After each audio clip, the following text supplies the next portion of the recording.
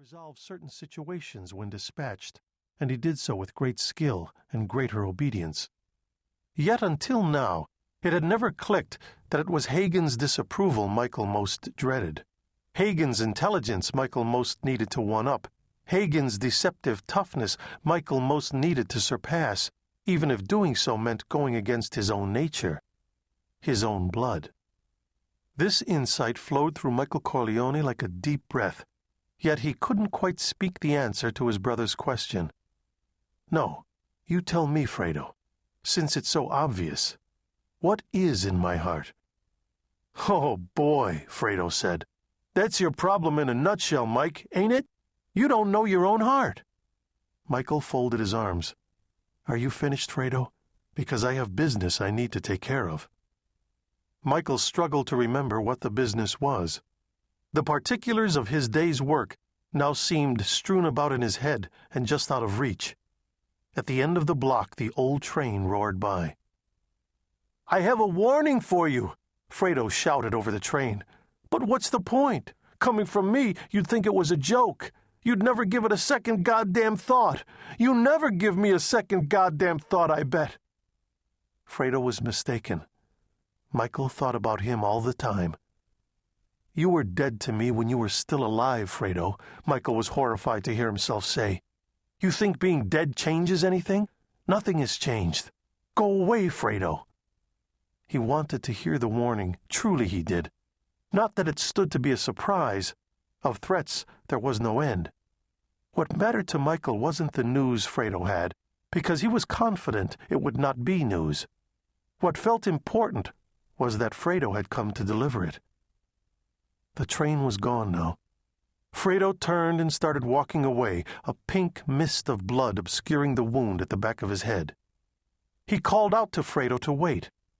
Fredo stopped and turned to face him. "What do you want?" Michael was on a gurney now, stable, heading for the emergency room. Al Neary hovered nearby, yelling about sugar to people Michael could sense but not quite see. There was a woman here, too, coming into view in Michael's own robe. Rita. She was sobbing. Michael tried to reach out to her.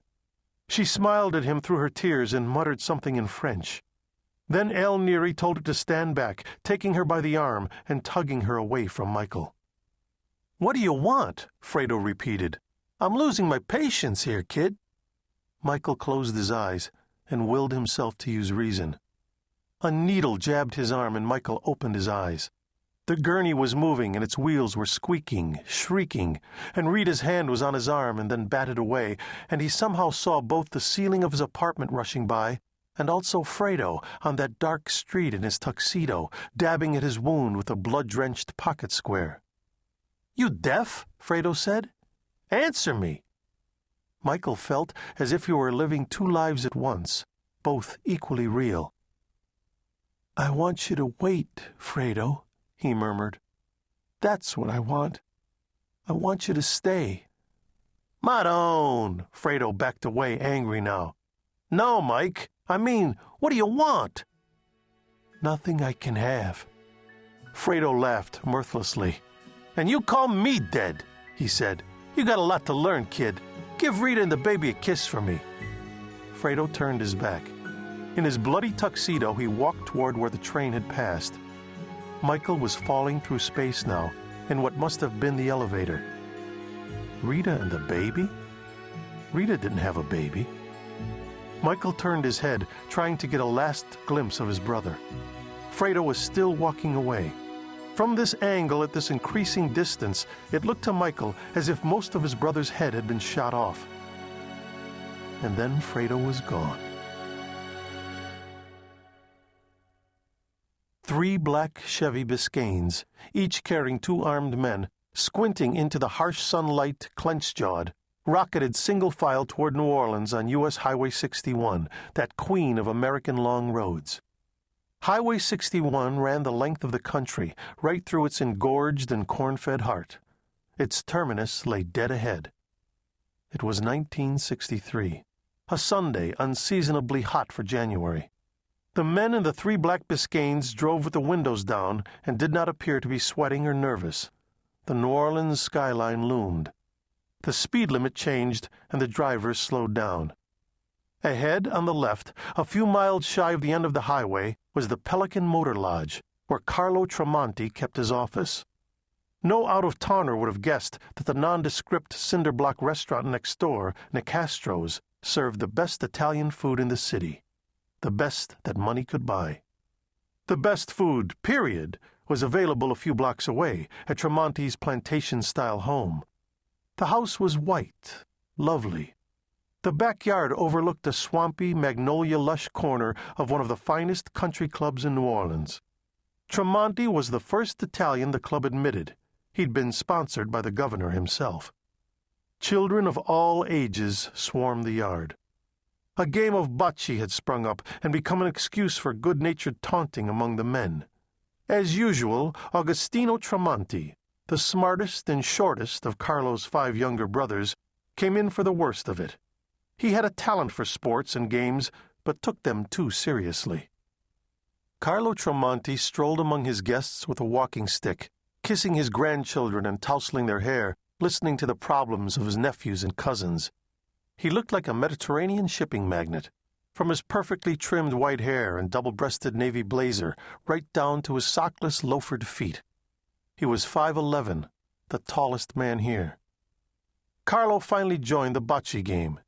His presence calmed his brother down. Augie Tremonti was a foot shorter version of Carlo, same haircut, same tan, same custom-made clothes from the same tailor, except that he walked on the balls of his feet, bouncing, a man with too much to prove. The pasta course was set out on long tables on the wraparound porch. The women called out to the men and the children to come eat. It would be difficult to exaggerate the significance in most Italian homes of good food and big family meals. No outsider could hope to understand how much the bounty now set before the Tremonti clan was both taken for granted and cherished. Carlo Tremonti made his usual toast, just a warm and simple La Familia. His family echoed him and drank. As they did, the men from the black cars appeared on the lawn, guns drawn. Women and children screamed. Carlo Tremonti got to his feet. He made no attempt to flee. Absurdly, he grabbed a steak knife and held it aloft. These men could not be cops. Tremonti owned the cops. Several shades of color had drained from his face. "INS," the lead agent shouted. "Immigration." Carlo Tremonti cocked his head, obviously confused. Augie Tremonti asked if he could look at the badges. The agents politely complied. He bit his lip, looked at his brother, and shrugged. Who'd ever seen an immigration agent's badge? If they really were from the INS, they probably weren't there to kill him. Carlo Tremonti slowly set his steak knife down. The lead agent first asked him if he was Senor Carlos Tremonti from Santa Rosa, Colombia. Tremonti stared at him. Another agent said, La Ballena, Spanish for the whale. Members of the Tremonti clan glared at him. No one called Carlo Tremonti by that nickname, not to his face. "I'd like to have my lawyer present," Carlo Tremonti said. "That won't be necessary," said the head agent. "We just have a few questions for you, a minor matter." "A minor matter can wait," Carlo Tremonti said, "until Monday." "I'm afraid not." The agent asked Tremonti to go get his passport and come with them. "It's at my office." One of the other agents produced a pair of handcuffs. "There's no need for that," Carlo Tremonti said. The agents handcuffed him anyway. "Procedure," they insisted. They cuffed his ankles, too. In Italian, Carlo Tremonti asked his wife to go get him some cash. The agent in charge smirked. "No need for that." "My toothbrush, then," Carlo said to his wife, still in Italian. "No," the agent said. The agents seemed to enjoy marching Carlo Tremonti from the table, past the terrified faces of his grandchildren. Carlo looked back over his shoulder at his wife and told her to please eat without him. "We'll be back in time for dessert," Augie said, scrambling to his feet and following. The Pelican Motor Lodge was a clean, white cement rectangle of rooms surrounding a landscaped